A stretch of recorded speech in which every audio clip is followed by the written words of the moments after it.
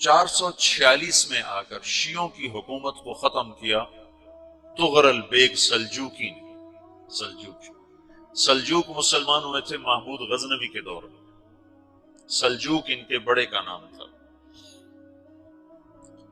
تو ایک دفعہ محمود غزنوی نے سلجوک سے پوچھا اگر مجھے تیری مدد کی ضرورت ہو تو کتنے آدمی پیش کر سکتے ہو؟ تو اس نے ایک تیر دیا، کہا یہ ایک تیر ہے میرا، کسی کو یہ تیر بھیج کر میرے علاقے میں بھیج دو تو چند گھنٹوں میں 1,00,000 تلواریں تیرا پہرا دینے کے لیے تیار ہوں، میرے پاس اتنی طاقت ہے۔ تو یہ سلجوک کی نسل میں تھا تغرل بیگ۔ اللہ تعالیٰ نے جب عرب زوال کا شکار ہو گئے اور ضعف کا شکار ہو گئے، جیسے بڑھاپے کا کوئی علاج نہیں، جب قوموں پہ زوال آتا ہے تو اس کا بھی کوئی علاج نہیں، پھر اور قوم کو جگہ ملتی ہے۔ جیسے بڑھاپا ایک فرد پہ آتا ہے، ایسے بڑھاپا قوم پہ آتا ہے۔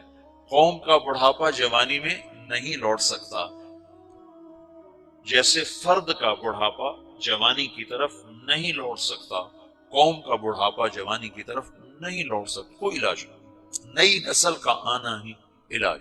تو عرب دھل چکے تھے، 600 سال بہت ہوتے ہیں حکومت کو، اپنی صفات گم کر چکے تھے، اب نئے خون کی ضرورت تھی۔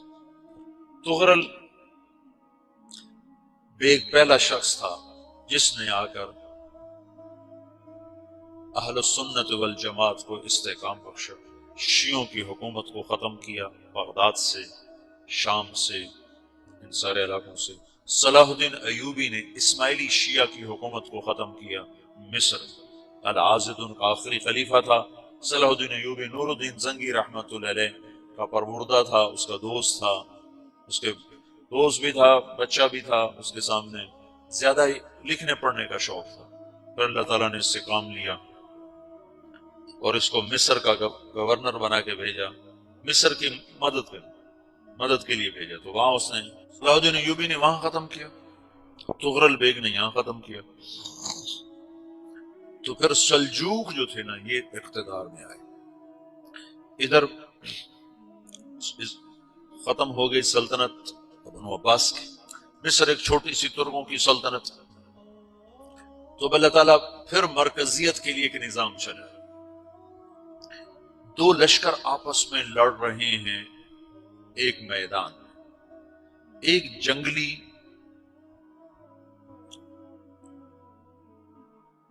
بدوؤں کا قافلہ، جنگل کے لوگ اپنے قبیلے کو لے کر، ایک جنگلی قبیلہ اپنے سردار کے ساتھ نقل مکانی کر رہا ہے ایک جگہ سے دوسری جگہ۔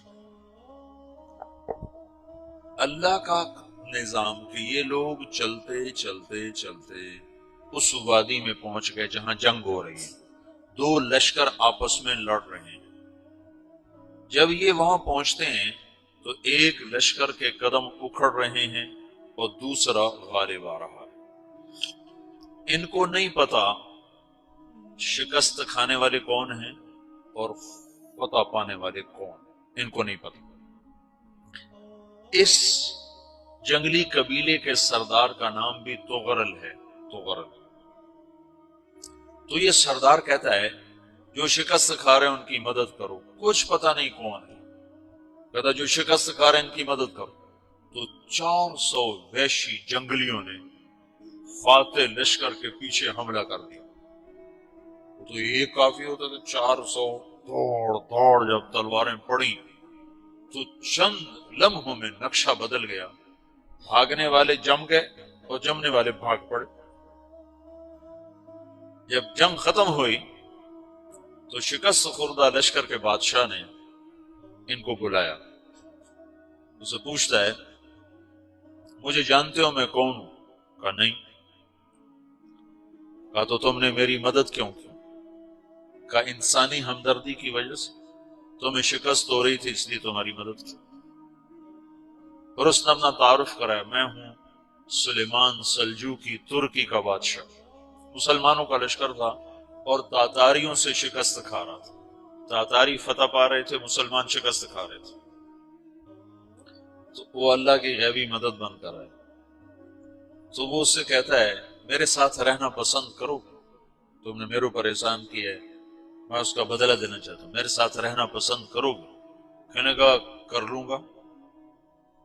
تو اس کو لے کر ترکی آیا، اور استنبول اس وقت روم کی حکومت میں تھا، اس سے فتح کیا اس تغرل کے آگے چوتھے پانچویں پڑپوتے محمد فاتح نے۔ تو یہ استنبول ہے، یہ ترکی ہے، بیچ میں ایک چھوٹا سمندر ہے، یہاں ایک جاگیر ہے۔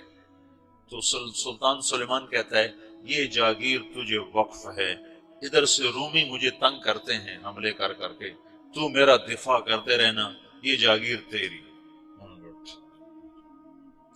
اس جاگیر پہ اس نے اپنے قافلے کو آباد کر دیا، اپنے قبیلے کو، اور ایک چھوٹی سی حکومت بنا لی، جو ایک صوبہ سمجھو سلمان سلجوقی کا، وہ ایک چھوٹا سا صوبہ ہے۔ وہاں جب یہ رہ پڑا تو پھر یہ ایک شیخ کے بیعت ہوتا ہے، وہاں شیخ طریقہ میں ان کے یہ بیعت ہونے جاتا ہے، وہ اس کو رات اپنے پاس ٹھہراتا ہے، تو ایک کمرے میں ان کو ان کا خادم ٹھہراتا ہے۔